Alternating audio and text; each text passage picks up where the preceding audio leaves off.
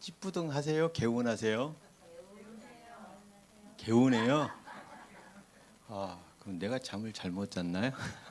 왜 이렇게 찌뿌둥하지? 잠은 정말 잘 잤거든요. 그래서 아침에 일어날 때 정말 기분 좋았는데 왜 이렇게 몸이 갑자기 찌뿌둥해지지? 나이 탓인가? 비 올라고 그러나? 비 올라고 그러는데 여러분 오늘 활기차게 잘 지내십시오. 예, 오늘 제목은 정결함, 정결함. 어제 뭐였더라? 제목이요? 억울함, 억울함에 대한 이야기를. 예수님 입장에서 생각해 보면 그 억울함이 어느 정도일지 상상이 안 가죠. 예, 상상이 안 가요. 어디에 하소연할 데도 없어요. 예수님은 딱 아버지께만, 아버지 세상에 이 사람들이 이러고 이런데요. 세상에 이럴 수가 있습니까? 막 이렇게 할 수 있겠어요. 그러나 그 외에는 누구에게도 말할 수 있는 상황이 아니에요. 말해도 못 알아먹고 그런 상황입니다. 오늘 이제 정결 시편 51편 7절에 있는 말씀을 함께 읽도록 하시겠습니다. 시작. 우슬초로 나를 정결하게 하소서. 내가 정하리이다. 나의 죄를 씻어 주소서. 내가 눈보다 희리이다. 이 날이 빨리 왔으면 좋겠죠. 날마다 새로운데 어제보다 오늘은 더 우리가 정결합니까? 이 희망상 믿음으로 우리는 날로 새로워질 줄 믿지만 우리 사는 꼴을 보면 그냥 행위적 측면에서 보면 뭐 도토리 키재기 아마 죽을 때까지 그럴 거예요. 그러니까 우리의 공로를 가지고 하늘의 티켓을 갖겠다. 이것은 정말 어불성설입니다. 불가능한 이야기입니다. 그럼에도 불구하고 오늘 우리는 하나님께서 우리를 우슬초로 정결하게 해주시기를 간절히 바라는 마음으로 또 우리의 형편들을 살펴보도록 하시겠습니다. 이게 무슨 사진일 것 같습니까? 핏줄이죠, 핏줄. 이 핏줄 길이가 얼마나 되는지 아세요? 핏줄 길이가 문제를 내야 되는데 문제 내기 전에 답부터 말했네요. 몸 안을 돌면서 세포에게 필요한 영양을 공급하고 산소를 전달하고 불필요한 이산화탄소와 노폐물을 수거하는 동시에 병균의 침입을 막고 면역력에도 중요한 역할을 하는 것은 피, 그죠, 맞죠? 피. 그다음에 인체에서 뼈가 차지하는 비율은 우리 몸의 뼈다구는 15에서 20% 정도 돼요. 그리고 우리 인체에서 피가 차지하는 비율은 6에서 8% 정도, 한 5리터 정도. 남자들은 좀 더 있다고 하는데 모르겠어요. 여기서 궁금한 점, 150cm 사람하고 190cm 사람하고 피 양이 똑같을지 이거 되게 궁금해요. 하여튼 평균 이렇게 된답니다. 우리 피가 얼마나 핏줄이 기냐면 지구를 한 바퀴, 두 바퀴, 그리고 한 반절 정도 더 돌릴 만큼의 핏줄이래요. 12만 킬로미터 정도 됩니다. 그러니까 이 핏줄 끝에 손톱 끝에 있는 핏줄 하나를 칙 뺐죠. 여기다가 돌을 묶어요. 아주 싱싱한 돌을 묶어가지고 돌리는 겁니다. 슉 돌려서 던졌더니 한 바퀴 돌았어요. 또 한 바퀴 돌았어요. 다 돌았더니 내 몸에 있는 핏줄이 다 빠져나갔네. 그렇게 엄청나게 긴 피예요. 이 핏줄이 그렇게 길어요. 어마어마하게 길어요. 그런데 이 많은 핏줄, 엄청나게 긴 핏줄 가운데에서 약 92% 정도가 모세혈관이에요. 모세혈관. 모세혈관은 뭐예요? 예, 모세혈관은 아주 가는 실핏줄, 이게 모세혈관이에요. 그러니까 모세혈관은 어마어마하게 긴 거예요. 어마어마하게 긴 거예요. 근데 이 어마어마하게 긴 이 피혈관이 있는데 문제는 이 혈관에 이제 피가 돌아야 되잖아요. 근데 피가 그 적혈구가 뭐 이렇게 접시 모양으로 생겼다고 그러네요. 사진으로 보면 그렇게 생겼다고 그래요. 원반 모양으로 이렇게 생겼다고 그래요. 근데 이 적혈구 하나가 모세혈관보다 더 커요. 모세혈관이 더 작아. 어떻게 통과를 합니까, 그러면? 통과할 때에는, 거기를 통과할 때에는 이 모세혈관이 또르륵 말려가지고 슉 통과를 해요. 또르륵 말려서 통과해요. 이것을 변형능이라고 그래요. 변형능. 그러니까 피는, 우리 적혈구는 굉장히 부드러워서 펼쳐졌다 오므라졌다 펼쳐졌다 오므라졌다를 아주 자연스럽게 하는 물질이에요. 그러면서 온 몸을 돌아요. 동맥을 통과할 때는 산소하고 영양분을 쫙 빨아들여 가지고 이렇게 통과를 하다가, 그래서 모세혈관 쪽에 가서 그거를 다 나눠주고 다시 이제 올라올 때에는 우리 몸에 있는 찌꺼기들, 이산화탄소 이런 것들을 싹 긁어 모아 가지고 오려고 하니까 속도가 느려요. 속도가 느려. 저기 갈 때에는 좋은 것을, 동맥에서 나올 때에는 좋은 것을 몸에다가 보내줘야 되니까 빨리 보내줘야 될 거 아니에요. 보급품 빨리 보내주려니까 쫙 하고 나가는데, 이제 쓰레기들 담아가지고 오려고 하는데 쓰레기가 너무 많으니 이걸 가지고 오기가 힘들어가지고 속도가 느려져요. 그런데 이 속도를 빠르게 할 수 있는 방법이 있는데 그게 뭘까요? 뭐가 튼튼하면? 그렇죠. 혈관이 튼튼하면이죠. 근데 특히 이제 원하는 단어, 뭐가 튼튼하면 그 쓰레기들을 팍, 예? 깨끗한 피가 이 정맥으로 오면 쓰레기들 담아가지고 탁해졌다니까요. 온통 쓰레기들 다 가지고 오니까 근육, 특별히 어디 근육? 종아리 근육, 밑에 근육, 근육이 튼튼하면 이것이 좀 밀어 올리는 힘이 있어야 돼요.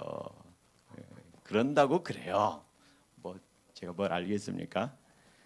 그래서 이제 혈관에 관한 책들을 보면 뭐라고까지 주장하냐면, 나쁜 피가 내 몸을 망친대요. 그래서 모든 병의 99%는 피 때문에, 피와 혈관이 나빠져서 병이 생긴다 그래요. 그리고 또 여기에는 그 혈관을 어떻게 운동시키는 것이 좋을까, 이제 그것에 대해서 나온 이야기예요. 여기 이 책은, 이 빨간 책, 이 책은 특별히 일산화 질소에 대한 이야기를 아주 강하게 강조하는데, 참고로 저희 매점에서 일산화 질소 영양제를 팝니다. 모르고 계셨죠? 이 책에서 이야기하는 것은 뭐냐면, 우리의 핏줄이 가늘가늘한데 탄탄한 핏줄이어야 된다고 그래요. 아주 탄탄한데, 이게 뭐라고 하죠? 이것을 한들한들해서 부러질 듯 하는데도 부러지지 않는 아주 부드러운 상태의 튼튼한 핏줄이 우리 몸에 쫙 포진되어져 있어야 아주 좋은 혈관을 가지고 있는 거래요. 그래야 피가 쫙 퍼져 나간다고 그래요. 이런 핏줄을 갖고 있으면 좋겠죠. 근데 문제는 이제 내 혈관이 얼마나 건강하냐 안 건강하냐를 빨리 검색하는 방법이 있어요. 가르쳐 드려야 되겠죠. 이 사람의 혈관이 얼마나 좋냐 나쁘냐, 혈관 건강에 대해서 어제 아침에 제가 어느 분 이야기 듣다가 이렇게 해보세요 봤더니 대체 그분은 쓰러지셨던 분인데 새까맣게 보이더라고요. 그래서 그렇구나. 그리고 보여드렸습니다. 이거예요. 이거 혀 이렇게 해보면, 이렇게 해서 보면 혼자는 못 보잖아요. 혼자 보려면 이렇게 봐야 돼. 이렇게 봐야 돼요. 그럼 보이죠? 거울로 딱 비친 다음에 얼른 눈으로 보세요. 그러면 보이지. 저렇게 보면 이렇게 하면 여기에가 청근이라고 하는 게 있어요. 이 정맥에 이 하얗게 생긴 이 부분의 색깔이 푸르스름하면 아주 좋은 혈관이에요. 근데 여기가 부었거나 새카맣잖아요. 그러면 혈관에 문제가 있는 거예요. 이거 유명한 건데 몰라요? 와, 이거 뭐 방송 타가지고 뭐 엄청 유명한 건데 이걸 찍으셔야지 이거. 이거예요. 해가지고 끝에 정맥이 색깔이 어떠하느냐에 따라서 그리고 그 주위에 혀 밑이 부기가 어느 정도 부어 있느냐 이런 거에 따라서 혈관 상태의 부기 이런 것들 색깔에 의해서 이 사람의 혈관에 문제가 있다 없다. 새까맣고 부어 있을수록 요 동맥경화 올 가능성이 높다. 뭐 이렇게 이야기들을 합니다. 그래서 이제 우리 혈액 오염도는 이제 그런 식으로 눈으로 이제 측정하는데요. 이제 한 학자는 이렇게 이야기하더라고요. 우리 피가 깨끗해지려면 좋은 물, 적당한 물, 제대로 된 물하고 제대로 된 기름을 많이 사용해야 된다. 뭐 그러면서 이야기하는데 대개 이런 과정을 거쳐요. 우리 몸에 수분이 부족하잖아요. 그러면 혈관벽에 염증이 생겨요. 물이 부족하니까. 물을 안 먹으면 우리 몸에서 물을 어느 정도 배출시키다가 더 이상 안 보내죠. 그걸 재활용해야 되잖아요. 그걸 재활용을 막 하다 보면 물을 걸러내는 거름막들, 정화소들이 곳곳에 있는데 이것들이 좀 탁해지고 필터가 망개지겠죠. 그러니까 물을 많이 마셔야 돼요.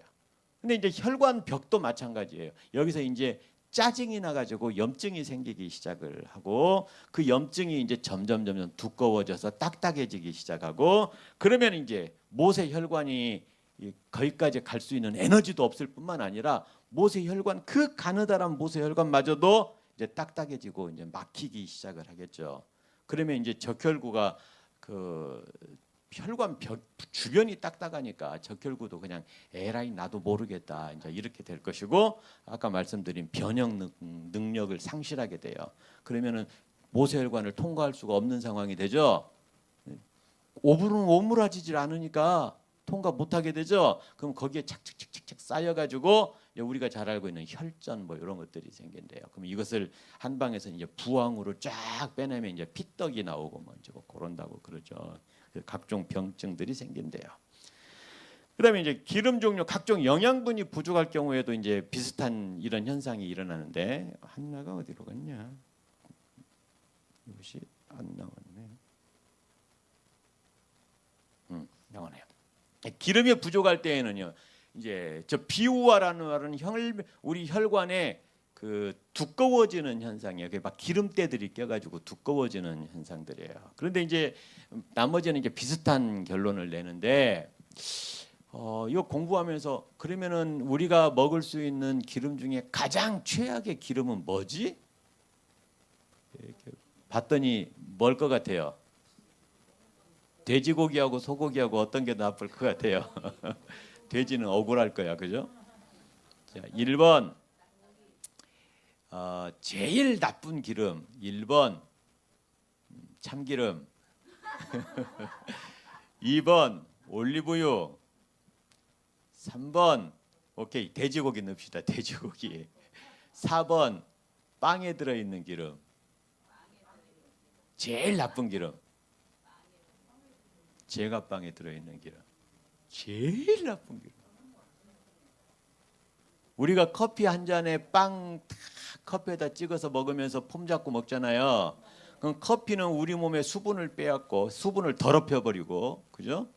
그다음에 빵은 우리 피혈관을 딱딱하게 만드는 기름 덩어리고 반질반질반질하게 빛나 있는 그 맛있는 빵을 다 그 아름다운 테라스에 앉아가지고 석양을 보면서 다 폼 잡고 그녀와 함께 먹고 있으면 우리 곧 죽거든 이제 그런 의미가 되는 거예요.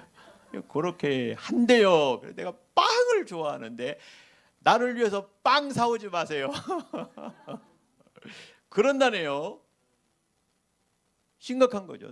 특별히 이제 그 변형된 오일 그런 거요. 이런 것들 아주 심각하다고 그러네요.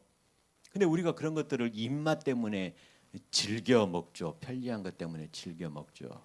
또 한 가지 이제 우리가 정결에 대한 이야기를 어제 이어서 살펴보겠는데 우리 몸의 피를 깨끗하게 하는 것이 정말 중요한데 하나님 입장에서는 이 지구를 어떻게 정결하게 할 것인가 하는 것이 정말 중요한 사명이실 것 같아요. 하나님 입장에서는 죄와 죄인들을 다 깨끗게 하는 사역은 예수님께서 이 땅에 오신 목적 중에 아주 큰 목적입니다. 아주 큰 목적이에요. 예수님께서 이제 어제까지는 이 안식일 드리고 예배 드리고 일요일 날 나귀를 타고 예루살렘에 오셔서 눈물을 흘리시고 막 이런 일들을 행하셨어요. 그리고 이제 아침에 또 예루살렘으로 오시는 겁니다. 이렇게 오시면서 봤더니 무화과 나무가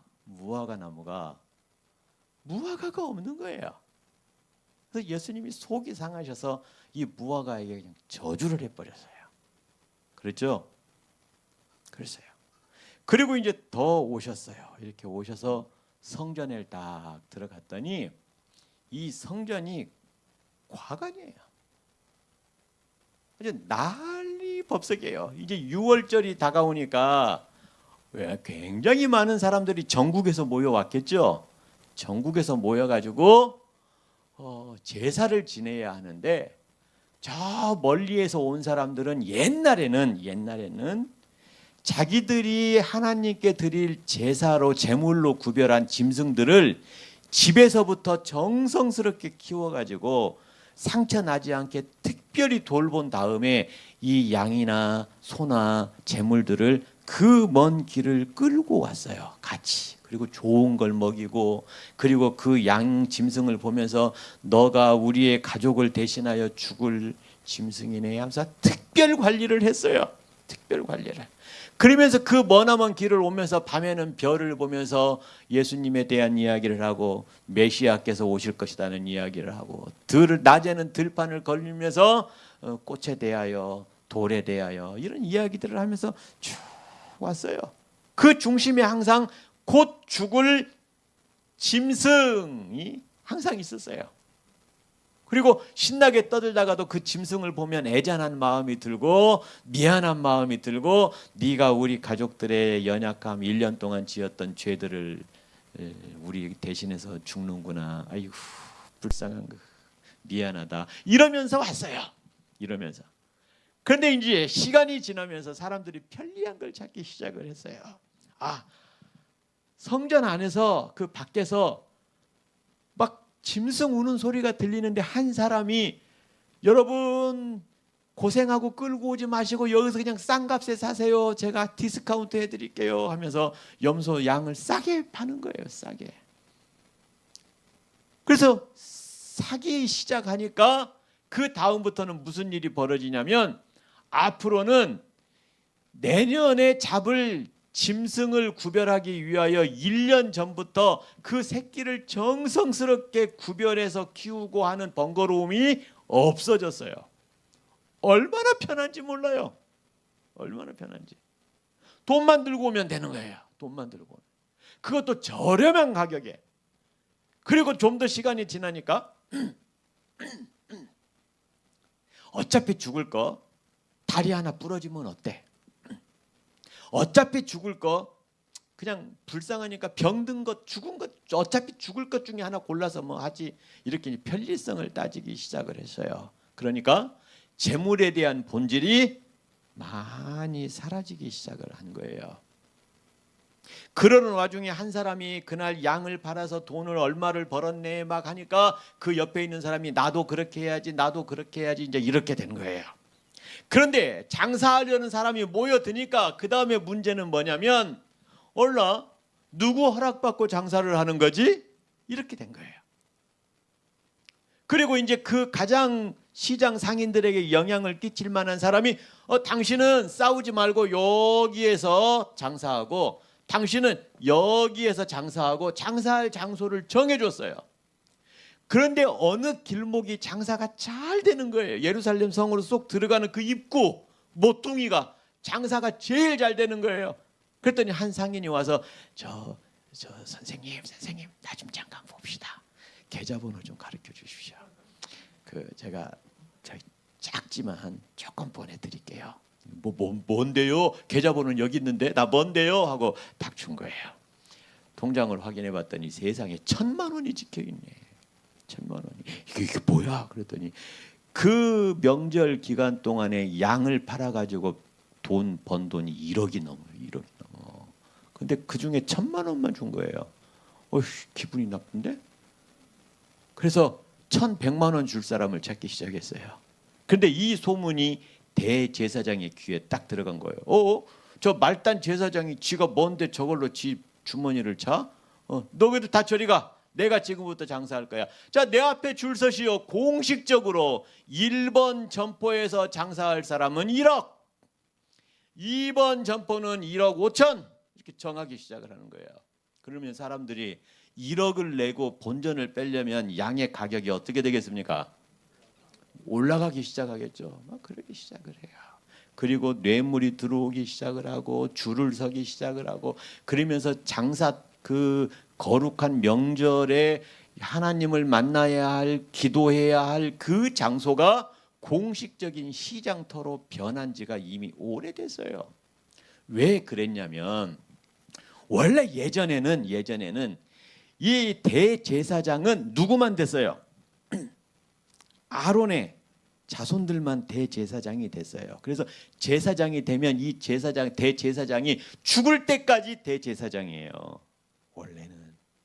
근데 로마가 이 이스라엘을 딱 점령한 다음부터는 어떤 일이 벌어지냐면, 아론 너희들은 나가 해갖고 저 시골로 쫓아낸 다음에 그 나라에, 이스라엘 나라에 좀 공이 있는 사람들, 로마와 친한 사람들, 하스몬, 마카비 이런 이쪽 집안 사람 계열들을 대제사장으로 임명을 해요. 근데 임명을 누가 하냐면 로마가 해요, 로마가.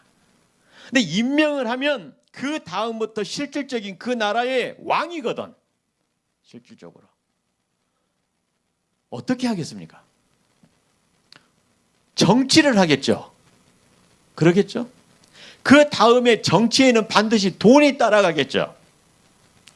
이런 것들이 작동을 하기 시작하면서 대제사장들이 많이 생겨나요. 어떤 자료에 의하면 30년에 한 18명, 어떤 자료는 60년 동안에 19명, 이렇게 많은 제사장들이 세워져요. 심지어 이 성경에 나오는 안나스 있죠. 안나스는 예수님 오기 전, 예수님이 오시기 전, 예수님이 공생에 시작하기 전 청소년 시절의 대제사장이었어요. 그런데 자기가 자기 사위 가야바에게 대제사장을 넘겨줘요. 그러면 제사장이 둘이 되는 거죠. 그래서 성경에 제사장들이라는 복수가 나와요. 제사장들이 많이 건재해요. 만약에 로마 정부에 마음에 안 들면 제사장 바꾸면 되는 거예요. 그냥 새로 임명하면 돼요. 이래서 제사장들이 이렇게 생긴 상황에서 이 사람들이 본전을 빼는 일을 이 명절 때마다 하는 거예요. 명절 때마다. 그런 일들이 비일비재해졌어요.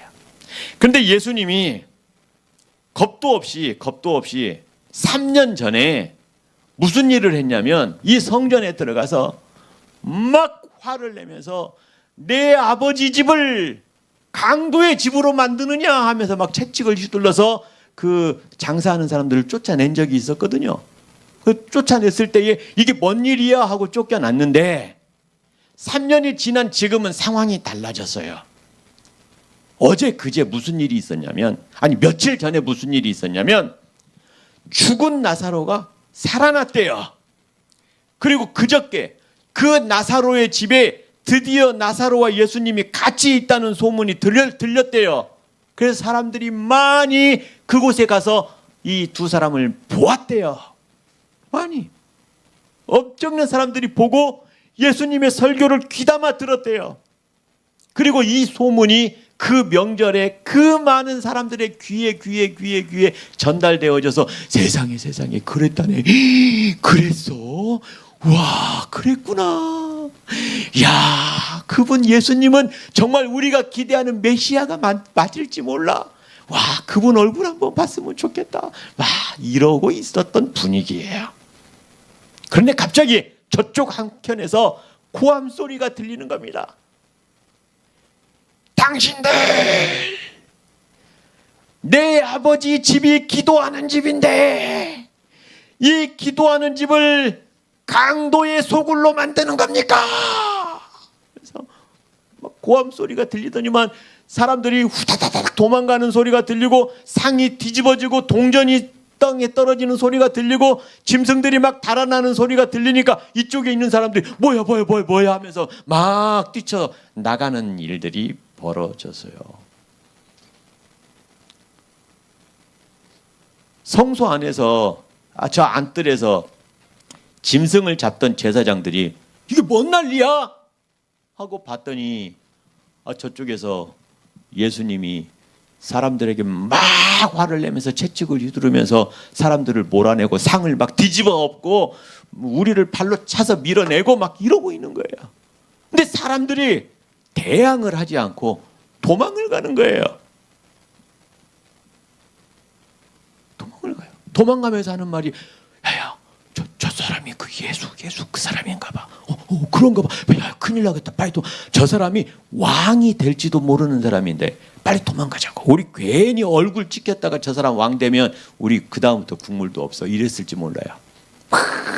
다 도망을 갔어요. 그러니까 이 문제를 해결하기 위하여 제사장들이 딱 온 거예요. 너 뭐냐? 그런데 예수님이 그 사람들을 쫓아내고 그 사이에 그 성전 뜰에 와가지고 성전 벽을 성소 벽을 향하여 아마 이방인일 가능성이 높아요.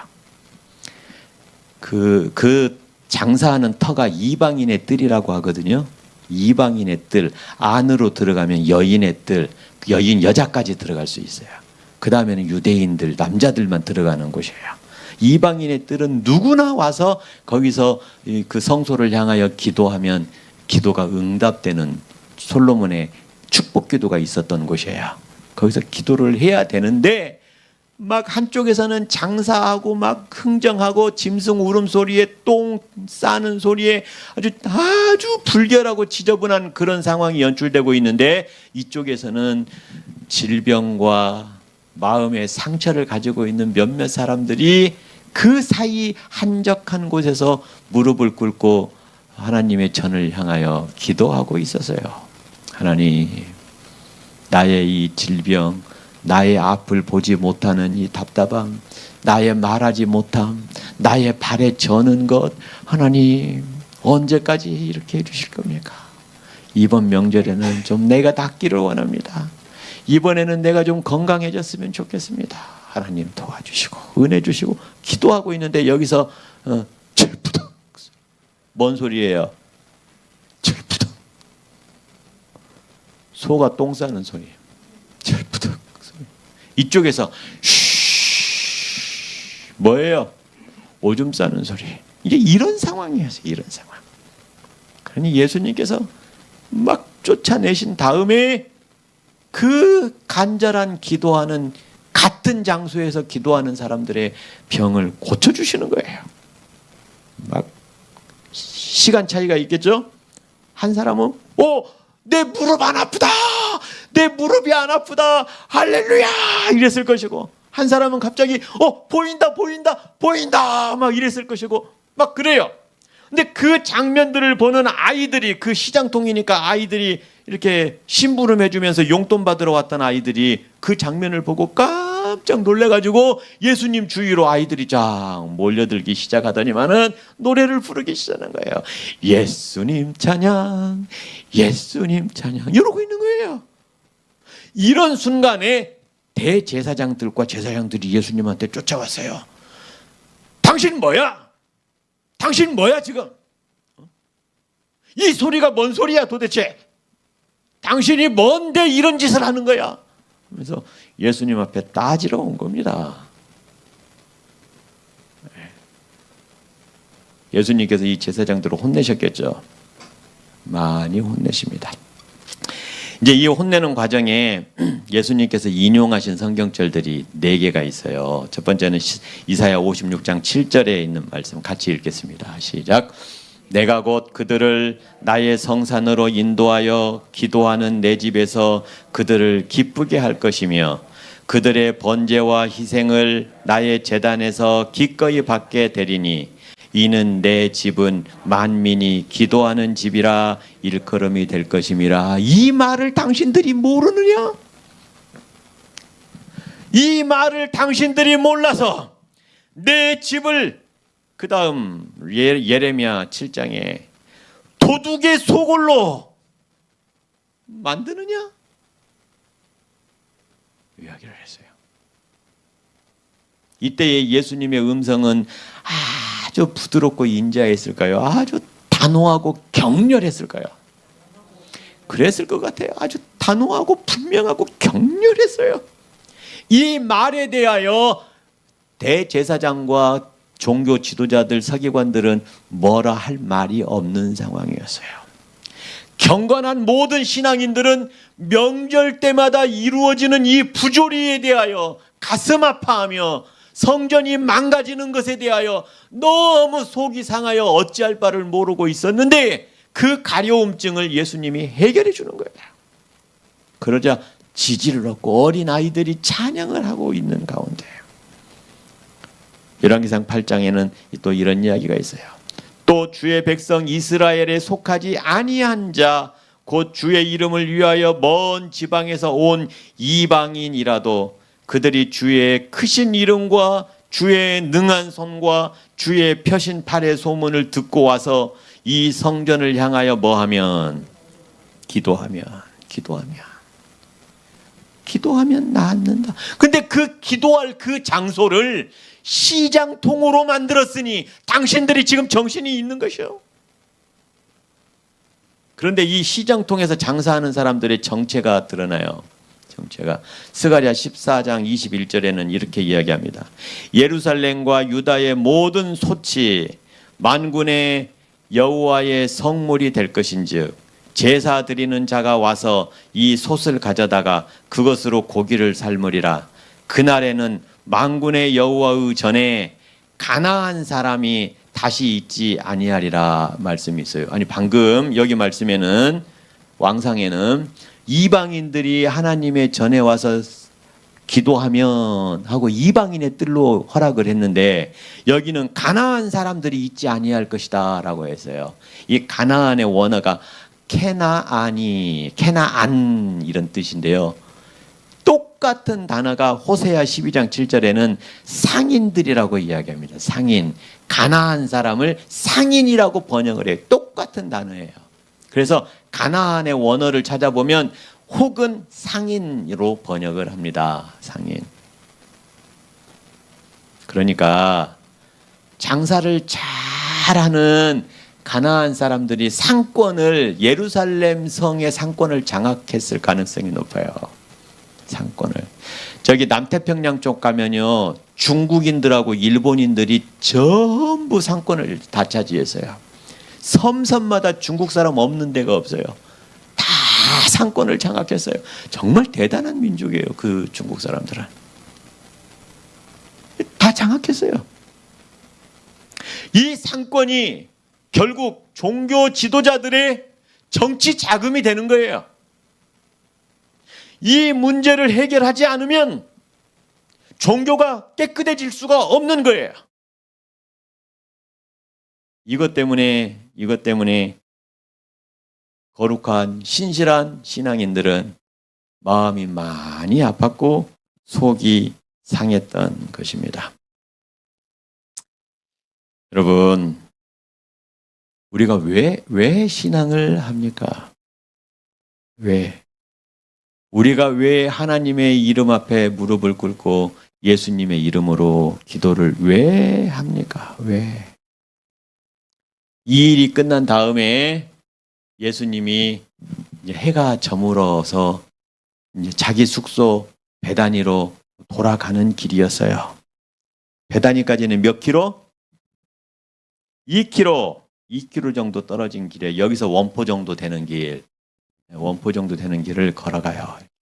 예루살렘의 그 성전은 한 500m 사이즈밖에 안 돼요. 그러니까 얼마 안 돼요. 그리고 이제 여기에서 숙소가 없으니까 베다니 원포 정도에 가서 이제 자기 거할 곳 아마 나사로 집일 가능성이 크겠죠. 그리 이제 돌아가는 길에 아침에 올 때에 만났던 그 무화과 나무 있잖아요. 열매가 없어서 저주했던 그 무화과 나무가 저녁 때 이렇게 가는데 보니까 말라버렸어요. 하루 만에 이렇게 마를 수 있어요? 없어요. 근데 다 말라버렸어요. 그래서 제자들이 베드로가 선생님 그 아침에 그 나무가 이렇게 말랐네요. 그러자 예수님께서 이렇게 이야기합니다. 하나님을 믿어라. 내가 진실로 너희에게 이르노니 누구더러 이 산더러 들리어 바다에 던지라 하며 그 말하는 것이 이루어질 줄 믿고 마음에 의심하지 아니하면 그대로 되리라. 우리 이 말씀을 의지해서 하나님께 기도 많이 하죠. 하나님, 제가 주님의 말씀을 믿습니다. 나의 질병이 이 암덩어리가 내 몸에서 빠져나와 장등 바닷속에 던져질 줄로 믿습니다. 아멘. 아무도 안 하네요. 그러면 장등은 오염돼서 안 되나? 그럼 옆 사람에게 가게 해주십시오 이럴까요? 그건 아니고 이렇게 기도해요. 그러므로 내가 너희에게 말하노니 무엇이든지 기도하고 구하는 것은 받은 줄로 믿으라. 그리하면 너희에게 그대로 되리라. 서서 기도할 때에 아무에게나 혐의가 있거든 용서하라. 그리하여야 하늘에 계신 너희 아버지께서도 너희 허물을 모하여 주시리라. 이게 기도의 조건이었네요. 내 주위 사람, 나의 가까운 사람, 내가 미워할 수밖에 없는 사람의 허물을 용서하라. 그러면 너도 용서함을 받을 것이다. 이걸 좀 믿어라. 너의 문제가 해결되려면 너의 문제와 되는 반대급부에 있는 문제를 너의 마음에서부터 용서해라. 용서해라. 그래야 너가 사함을 받는데 이것을 믿어라. 믿어라. 이런 이야기를 하십니다. 오늘 우리에게 도전이 주어지죠. 결국 우리가 우리의 삶을 정결하게 하는 방법은 이것밖에 없어요. 이것밖에 없어. 우리 주의 이름으로, 내 사랑하는 예수님의 이름으로 내가 하나님을 믿음으로 인하여 우리가 다른 사람을 용서하고 주님께 나의 문제를 가지고 나가는 일, 이것이 내 영혼을 정결하게 하는 방법입니다. 어떤 사람도 자기 눈 속에 들보를 가지고 있으면서 형제의 눈에 있는 티끌을 알아내고자 노력하지 말도록 하라. 10살짜리 아이가 이 짓을 하겠습니까? 60된 사람이 이 짓을 하겠습니까? 60된 사람이 이 짓을 하겠죠. 많이 배운 사람이 이 짓을 하겠습니까? 덜 배운 사람이 이 짓을 하겠습니까? 많이 배운 사람. 나는 세상살이 경험이 많다고 주장하는 사람이 이 짓을 하겠습니까? 나 아무것도 몰라요 하는 사람이 이 짓을 하겠습니까? 나름대로 경험이 있다는 사람들. 나는 똑똑하다고 하는 사람이 이 짓을 하겠습니까? 내가 뭘 알아요, 몰라요 하는 사람이 이 짓을 하겠습니까? 남의 눈 속에 있는 들보를 가지고 장난치면 안 된다는 말을 우리가 경고로 받는 아침입니다. 우리 영혼의 성전을 깨끗하게 하는 방법, 내 자신의 문제를 깊이 들여다보아야 할 것입니다. 그대들이 어떻게 그 진리를 갖게 되었는지 생각해 보십시오. 주춧돌 위에 주춧돌이 쌓이고 경계에 경계를 더하며 교훈에 교훈이 더해지면서 하늘로부터 이것이 그대들에게 왔고 그 말씀, 하나님의 고귀한 말씀이 우리들의 생애에 왔는데 그대들은, 여러분들의 개혁은 어디에 있습니까? 영혼의 성전을 정결하게 하는 것은 어디에 있습니까? 불멸을 만지는 것을 끝마치는 것에 적합하게 하기 위한 것이 어디에 있습니까? 그대들은 무엇을 하고 있습니까? 역사하는 믿음을 그대들은 가지고 있습니까? 혹은 그대들에게 아무것도 하지 않는 믿음을 그대들은 가지고 있습니까? 여러분들은 무엇을 하고 있습니까? 오늘 이 말씀을 생각하시면서 정결에 대한 고민을 하게 되시기 바랍니다. 기도하시겠습니다. 고마우신 아버지 하나님, 이 아침 성령의 손에 의한 거룩한 우슬초가 우리를 정결케 하여 주옵소서. 우리의 죄를 씻으시며 우리의 약함과 악함을 씻어 주옵소서. 예수님 이름으로 기도합니다. 아멘.